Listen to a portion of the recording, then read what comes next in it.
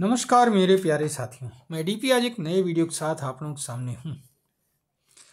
आज मैं गार्जियन के एक अखबार को उठा रहा हूँ। यहाँ कोटेशन 11 फरवरी 2025 को ये रिपोर्ट छापी गई है गार्जियन में, द गार्जियन न्यूज़पेपर में। हेडलाइन है, यूक्रेन में be Russian someday, Trump says ahead of Zelensky meeting with Vance. Vance कौन है?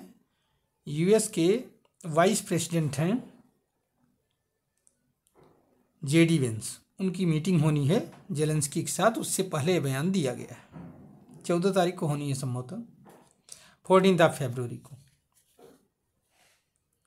अब यहाँ पर ध्यान रखने की बात है, आगे हमने उस पेपर में बहुत सारी चीज़ें लिखी हुई हैं, कुछ का दो लाइनें उठाया है मैंने कि US president also says he want a return on US aid given to Ukraine. Ukraine को जो सहायता दी गई है उसके एवज में यूएस प्रेसिडेंट चाहते हैं return, such as rare minerals.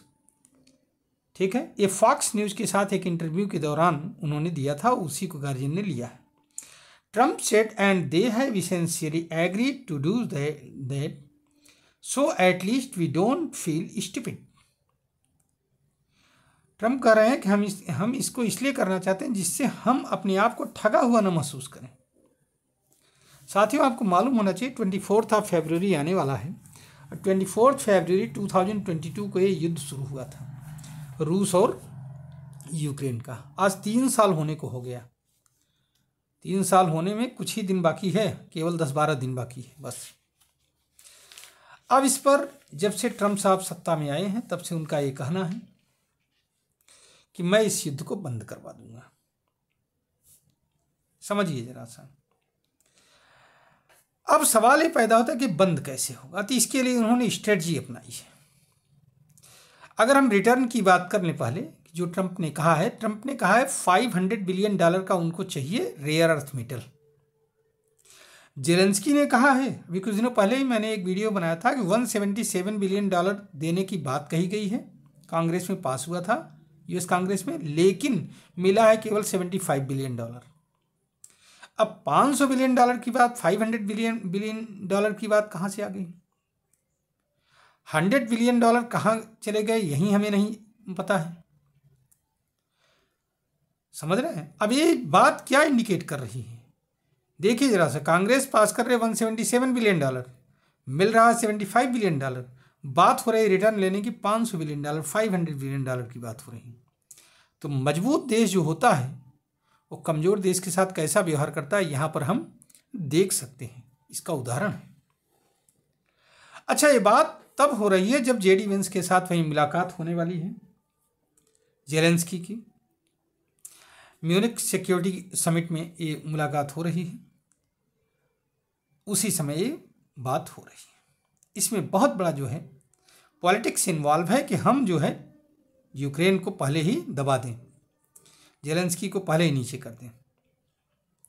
अभी हाल में आप लोगों को मालूम है कि रसिया ने यूक्रेन के एक और प्रांत को अपने कब्जे में कर लिया है, और कई प्रांत जो है रसिया के कब्जे में आ गए हैं यूक्रेन का। हाँ, जैसे क्रीमिया था, ये तो बहुत पहले ही आ गया था, डोनास्क, खेरसांग, लुहान,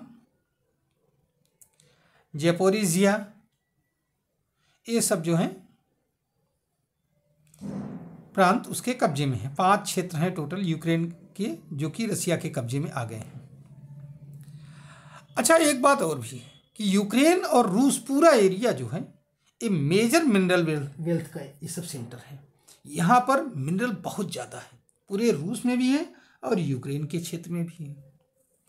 हालांकि जो मैंने नाम बताया, क्रीमिया है, डोनेट्स्क है, खेरसांग है, लुहान है, इन सभी में बहुत ज़्यादा मिनरल है सर्वे के अकॉर्डिंग, और ये सब जो है रूस के कब्जे में आ गए हैं। जो छोटे छोटे केंद्र हैं से बचे हुए क्षेत्र हैं वहाँ पर भी कम मिनरल नहीं है। अमेरिका को तो केवल $500 बिलियन का चाहिए ना, ट्रिलियन डॉलर्स के जहाँ पर वो हैं मिनरल्स हैं, वो सब रूस के कब्जे में आ गए। अब यूएसए क्या कर रहा है कि यूएसए कह रहा है कि जेलेंस्की तो पहले ही कह चुके हैं, मरता क्या न करता वाली हालत है यहाँ पर। और क्या, जेलेंस्की के 5 पोस्ट वार प्लान थे इनमें से एक प्लान ये भी था कि जब जो है यूक्रेन युद्ध जीत जाएगा तो यूएस और ईयू दोनों को शामिल किया जाएगा और वो जो हैं वहाँ के जो मतलब कि वो इस पर जो भी वहाँ के मिनरल रिसोर्सेज हैं, एग्रीकल्चर हैं, लैंड है, उस पर बात होगी, आपको थोड़ा बहुत दिया जाएगा। लेकिन अब तो ईयू को तो एकदम दरकिनार कर दिया गया, यूएस अकेले उस पर कब्जा कर रहा है और फिर भी वो चिचिया रहा है। जेलेंस्की कुछ बोल नहीं पा रहा है। अच्छा, अब एक आप और देखिए कि इतना ग्रैंड प्लान है, समझिए जरा सा, कि इधर जो है जेलेंस्की को कहा ये जा रहा है और उधर रूस से क्या कहा जाता है? रूस से कहा जाता है देखिए भाई ऐसा है कि यूक्रेन को हम वेपन देना शुरू कर देंगे, फिर से फ्लड कर देंगे और यूक्रेन लड़ता रहेगा। अब सवाल ये पैदा होता है कि ट्रम्प को तो यूक्रेन का मिनरल चाहिए रिटर्न ऑफ इन्वेस्टमेंट के फॉर्म में, वो मिलने वाला ही है, कोई दिक्कत तो है नहीं। यूक्रेन को मैंने बता ही दिया कि तुम्हारा एड रोक देंगे, तुम नहीं लड़ पाओगे, रसिया पूरा तुम्हें कब्जे में ले लेगा। समस्या यही है, वो करेगा तो करेगा क्या? अच्छा, ट्रम्प चाहते क्या है, सवाल ये पैदा होता है यहाँ पर। असल में ट्रम्प यहाँ पर यूक्रेन को इन्वॉल्व करके चाइना को काउंटर करना चाहते हैं। आपको मालूम होना चाहिए ट्रम्प का ग्रैंड प्लान का हिस्सा है कि ये जो है ये चाइना पर हमारी निर्भरता रेयर अर्थ मेटल के केस में कम हो,